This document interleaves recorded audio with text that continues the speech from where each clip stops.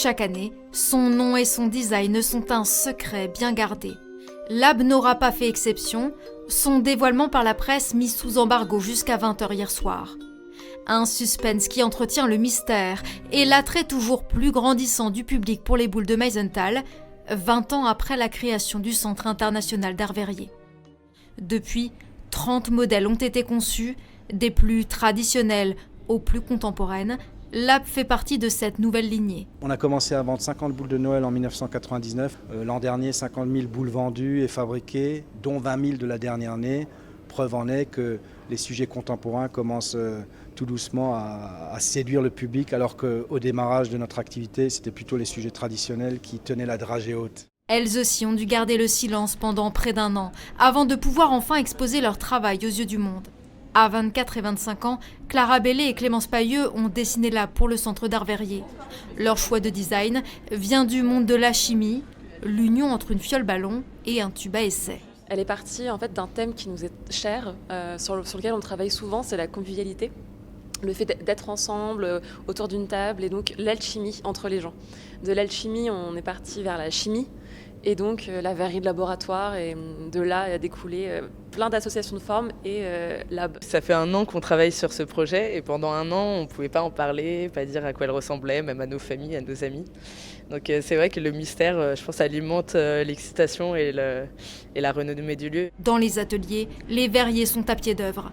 Parmi les 500 boules de Noël réalisées, 120 labs sont soufflés quotidiennement. Ce qui diffère par rapport à la dernière, c'est cette forme, avant d'aller dans le moule, cette forme presque en tube à essai en fait, de verre de laboratoire. C'est ça, pour le moment, on ne l'a pas fait encore comme forme. Existe-t-il une formule magique pour un réveillon réussi ? C'est à cette question que répond la création de Lab. Une boule de Noël qui agit sans aucun doute cette année comme un puissant catalyseur d'émotions.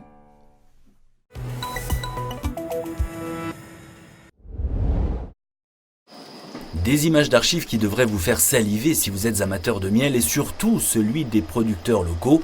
Sauf que depuis quelques mois, une fausse rumeur court dans les Vosges. Certaines personnes font courir le bruit que des apiculteurs font des importations des miels de pays de l'Est, alors que c'est entièrement faux.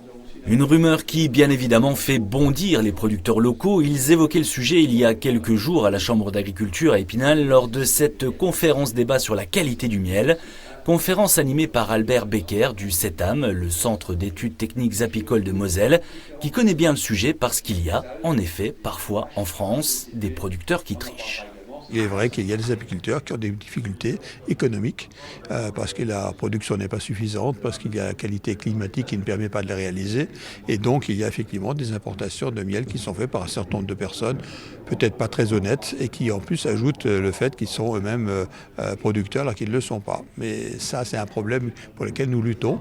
Et les syndicats, et ceux qui sont ici et les autres, font le nécessaire pour essayer de chasser les brebis galeuses. Il y en a quelques-unes, très peu heureusement, mais il y en a quand même. Quand vous allez auprès d'un apiculteur des Vosges, en général, ils font analyser leur miel au laboratoire départemental des miels à Épinal. Donc, il peut vous présenter son analyse, donc il n'y a aucune contestation. Florent, par exemple, est apiculteur à Rupt-sur-Moselle. Il a été visé par cette fausse rumeur, mais il défend son savoir-faire. D'abord, c'est une passion. Donc, quand on a une passion, on essaye de faire pour le mieux. Et le consommateur peut être rassuré. Aujourd'hui, on fait analyser nos miels et on a quand même des contrôles assez réguliers. Après, je pense que c'est normal aujourd'hui que le consommateur sache ce qu'il achète. C'est pour cette raison que Florent est en train de construire une miellerie de 400 mètres carrés. Il pourra ainsi recevoir le public et lui ouvrir l'accès aux coulisses de la production, démontrer ainsi que son miel est 100% vosgien.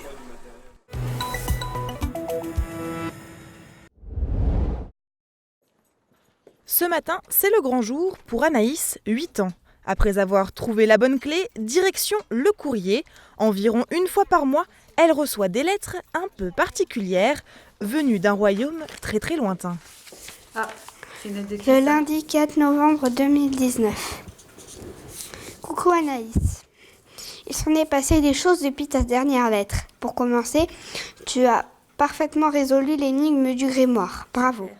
Depuis plusieurs semaines, Anaïs vit une des aventures Epopia dont elle est l'héroïne. À la tête de son royaume, il faut l'appeler Anaïs Première. Son but, aider son meilleur ami Grouguignon à retrouver une créature magique, Pouki. Et au fur et à mesure des courriers, les habitants se confient. C'était le moment pour Mordo, le fameux chevalier de la couronne, d'entrer en scène pour l'affronter. Pour mener à bien son épopée, Anaïs doit également répondre à des questions. Véronique, sa maman, se prête elle aussi au jeu. Pour elle, c'est un moyen de pousser sa fille à la lecture, mais pas seulement. Elle a toujours beaucoup lu, donc ça continue. Pas forcément quelque chose de marquant par rapport à ça. Par contre, elle se met plus volontiers à écrire, ce qui pour elle a toujours été compliqué. Elle essaye de s'appliquer, elle va réfléchir, elle va imaginer, donc on en discute beaucoup. Tu colles ton timbre ? Après avoir lu, écrit et parfois fait des bricolages, c'est le moment de renvoyer sa lettre pour attendre une réponse. Direction les locaux d'Epopia. Bienvenue chez Epopia. Ici, une vingtaine de personnes se chargent d'écrire aux enfants, car en fonction de leurs réponses, l'histoire ne sera pas la même. Comme Julie, auteure, chaque jour elle peut recevoir entre 100 et 200 lettres. On va lire chaque lettre de l'enfant, des enfants, et après on va utiliser l'ordinateur pour pouvoir leur répondre, parce qu'on n'écrit pas à la main. Et ça va être aussi l'occasion d'écrire des paragraphes personnalisés à chaque enfant. Si on nous envoie un dessin, parfois les enfants nous font part de leur peur, de ce qu'ils ont fait. Aujourd'hui j'ai eu mon anniversaire, alors on va leur souhaiter un joyeux anniversaire de la part du royaume par exemple, et ce genre de choses. Un lien étroit se crée entre les personnages et l'enfant, et chez Epopia, plusieurs scénarios sont possibles.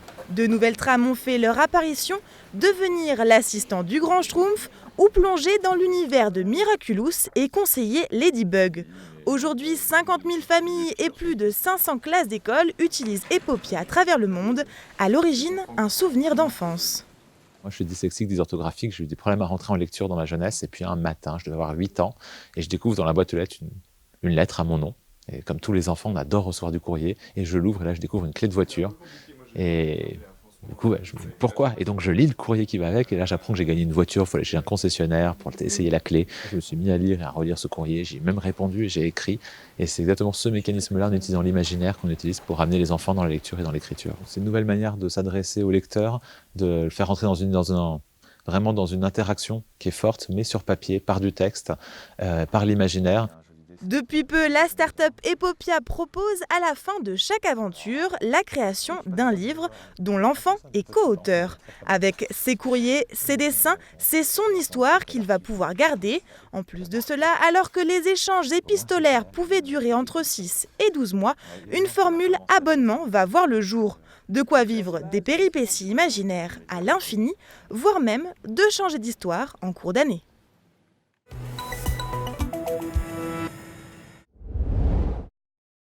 Le centre de rééducation Pasteur de Troyes est le premier établissement au bois proposé à ses patients atteints de troubles de la marche un exosquelette, à savoir un squelette extérieur, mécanique et électronique. Ça sert à travailler la marche, ça sert à travailler l'équilibre, se verticaliser pour un patient qui n'est pas en capacité de le faire, travailler ce qu'on appelle les transferts d'appui, c'est-à-dire venir appuyer sur la jambe qui est paralysée, travailler l'équilibre et la marche. L'inauguration de ce nouvel outil de rééducation a eu lieu récemment. Professionnels concernés et l'Agence régionale de santé Grand Est étaient présents. C'est l'ARS qui a financé 95 000 € sur les 160 000 que vaut l'exosquelette. C'est essentiel pour nous de pouvoir mettre à disposition ce que le progrès technique, et il est fabuleux, permet, c'est-à-dire au fond la machine qui aide l'homme à retrouver des choses qui sont basiques.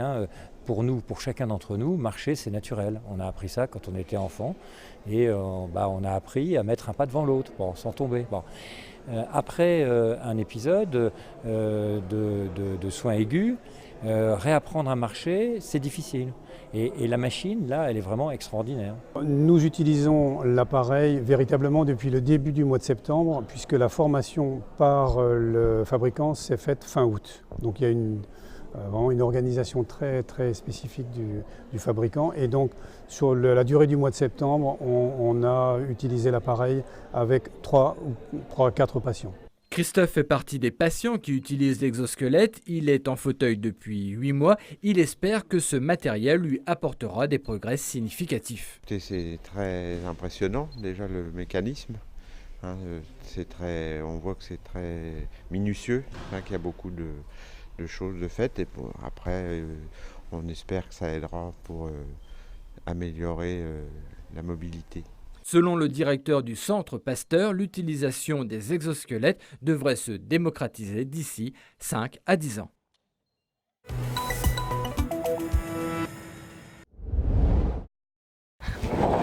Claire est éleveuse à Dommartin-les-Remiremont. Quand elle s'est installée en 2017, légèrement à l'étroit, il a d'emblée été question de l'extension des bâtiments qui abritent 70 vaches laitières.